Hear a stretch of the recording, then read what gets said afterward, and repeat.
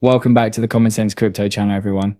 This is Rich making another video on XRP today. As usual, we're going to talk about XRP today, so I hope everyone is having a fantastic day wherever they are in the world. I must begin with this article from Jungle in Crypto News. XRP is the plumbing that is concealed, according to Arthur Brito. I anticipate that most users of the Ripple payment network will be able to overlook XRP. The spread is likely more significant than XRP's value. It was immediately stated that Arthur Brito does not believe that the value of XRP is significant. He really does. David Schwartz went so far as to explain on several occasions why XRP must be so expensive. Consider it this way. What is going on at the moment? XRP treasuries are being created by our companies.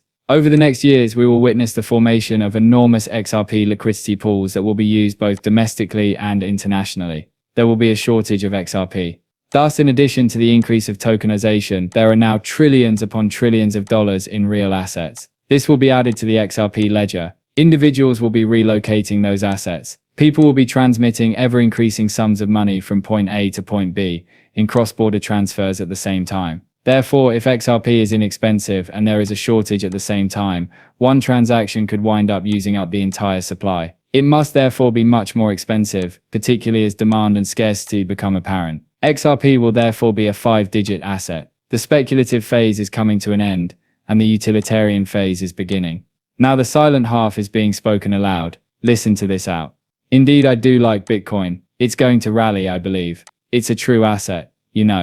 In the future, it will truly be valuable. Its inability to transact is a problem. It doesn't address issues in the real world. For that, there is another blockchain. However, I believe Bitcoin is in a good situation. It will most likely cool off for a while when new technology with real-world applications emerges. What we haven't seen yet, but I still believe we will see in the future, is a separation of the assets from the chaff. In what ways are these technologies being applied to address actual issues with actual demand? I'll make fun of Dogecoin, you know. I don't understand. You know, aside from Elon Musk as the main player, I fail to see the purpose or the use case. And for saying the Dogecoin, I'm sure I'll receive a lot of flack. Nevertheless, everyone still thinks that if laws are put in place, meme coins will exist. What? The fact that they are going to divide it is what will make Bitcoin irrelevant with laws.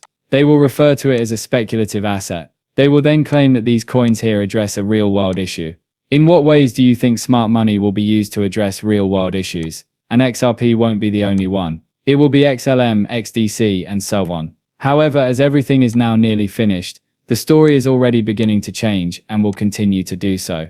We underestimate how close the new financial system is. Mr. Man is the source of this. It is obvious that a new industrial revolution is underway. According to the European Security Market Authority, the fourth industrial revolution is here, and that's the one thing I truly wanted to emphasize. Although it has been going on for some time, 2020 was the year that things truly picked up speed. Everything truly began to accelerate toward the fourth industrial revolution at that point. This viewpoint is genuinely expressed in this piece by a digital asset investor. A list of some of the individuals who got extremely wealthy during the industrial revolution may be found here. There will be a comparable list of early crypto lock-in participants in a century. As you can see, monopolistic techniques in oil refining allowed Standard Oil's founder John D. Rockefeller to accumulate wealth. Steel magnate Andrew Carnegie founded the Carnegie Steel Company. It changed its name to U.S. Steel later. Vanderbilt railroad and shipping magnate J.P. Morgan was a strong financial firm that combined sectors including electricity and steel. Railroad speculator Jay Gould. A pivotal player in the construction of the Central Pacific Railroad was Carlos Huntington. Stanford University was founded by railroad executive Leland Stanford. In the future, you will be named. The manner in which these historical figures are still remembered today. Some individuals will become legendary in the crypto world. Those who manage to hang on long enough for XRP to reach those lofty prices. Those who ultimately use cryptocurrency to create wealth that spans generations. This is our time. Already the fourth industrial revolution is taking place. All you need to do is place yourself in the appropriate cryptocurrency, and your name will still be remembered after a century. You'll go down as a legend. As Gemini goes public, the Winklevoss twins demand that Bitcoin reach $1 million. Why didn't these gentlemen reveal that they went to Ripple for a line of credit to acquire their IPO, when they went on the mainstream media news and demanded $1 million in Bitcoin? Somebody has to exit liquidity in order to maintain the Bitcoin narrative. You know, these individuals are so accustomed to getting paid to promote Bitcoin. According to my perspective, that's what they're doing. They want to onboard as many retail investors as they can, even though they know it won't be $1 million.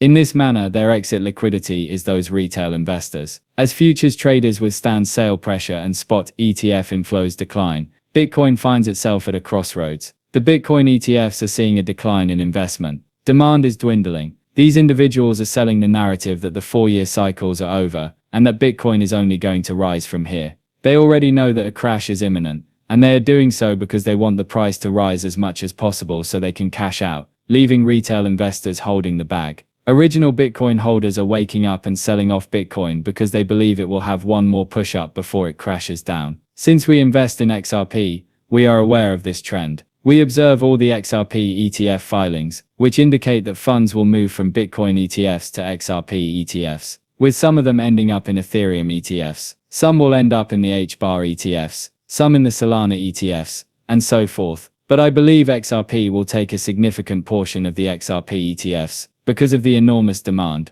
The source of this is Ondo Finance. Dollars came first, followed by treasuries, stocks and exchange-traded funds. 18 months ago, tokenized treasuries were worth $1 billion. Today they are worth $7 billion.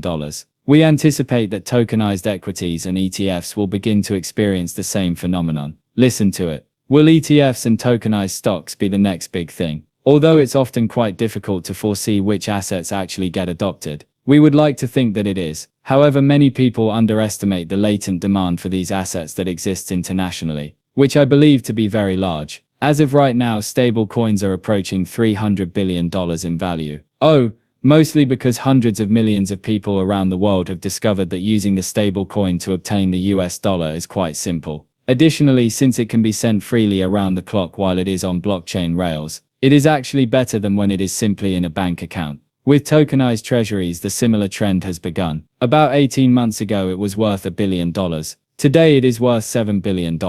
And we anticipate that the same thing will begin to happen with ETS stocks. About 400 million people outside of the US have cryptocurrency exchange accounts, but they probably don't have brokerage accounts because it's been much harder to get one in the past. We therefore think that cryptocurrency wallets and exchanges are beginning to list stocks in tokenized form, thereby providing access to a worldwide audience that has not had that in the past. That is going to be huge. The global stock market is enormous. However, he added that stable coins are the means by which the US dollar is obtained globally. And thanks to blockchain and cryptocurrency, they are enabling it to reach previously unattainable heights. And this will continue to spread. And even before Blackrock made the announcement, I predicted that they will tokenize those Bitcoin ETFs. And they are now working toward that goal. After that, real Bitcoin will be tokenized. Watch and see. Alexander Holmes, CEO of MoneyGram, on selecting Stellar. People now frequently claim that Ripple isn't being hindered in any manner by the Ripple v SEC case. For MoneyGram, it changed everything. After terminating their collaboration with Ripple, they switched to Stellar.